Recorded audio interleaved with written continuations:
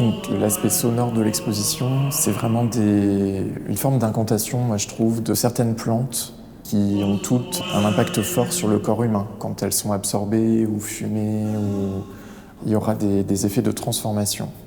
Et l'idée, c'est d'imaginer que quand on utilise une plante pour se transformer, quelque part, même si on a un désir de se transformer vers une direction, on va toujours aussi se transformer un peu en plante. Et il y a quelques pièces qui en parlent. On a cette pièce avec une espèce de mémoire de citrouille et cette pièce-là qui en fait a à la fois une forme assez végétale, mais en même temps une forme un peu de verre, et en même temps qui est inspirée de certaines formes de statues qui sont entourées de centaines de poitrines, mais qui peuvent aussi être des fruits ou des testicules de taureau ou des fesses. Et ça, c'est vraiment aussi cette ambiguïté qui me plaît, où on peut voir plusieurs choses à la fois.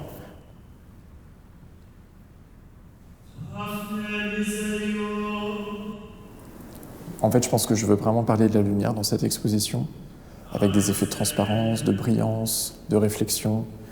Donc en fait, avec tous ces phénomènes lumineux, j'explore une palette d'événements et d'émotions peut-être qu'on peut avoir par rapport à la lumière.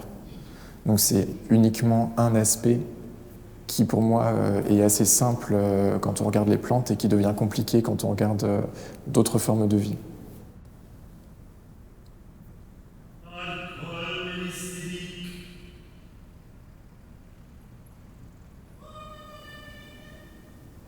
Mais effectivement, il y a vraiment cette idée d'intermédiaire, à la fois dans les plantes choisies, mais aussi dans les matériaux.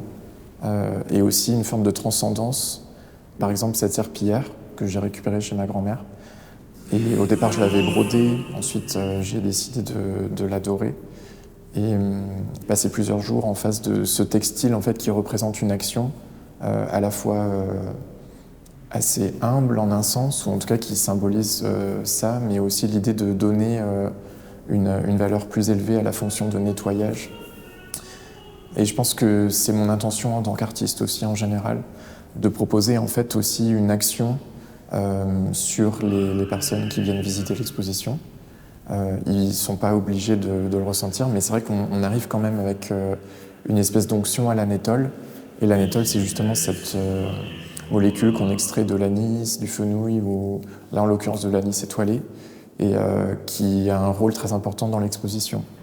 Et en fait, après avoir un peu dédié cette exposition à l'anis étoilé, on a vu que dans le titre, il y avait cet astérisque qui était aussi une forme d'étoile. Et je pense que, en fait, en mettant cet astérisque dans le titre, tout de suite, on remet en fait tout mon propos sous une thématique queer, mais c'est aussi une forme de clin d'œil, parce que ça, pour moi, c'est aussi comme ça que j'exprime ces actions justement de nettoyage, de guérison parfois. Et pour moi, la transformation avec la plante, c'est un outil, voilà, que j'aime. Mais mon objectif, c'est quand même d'être un guérisseur, je dirais.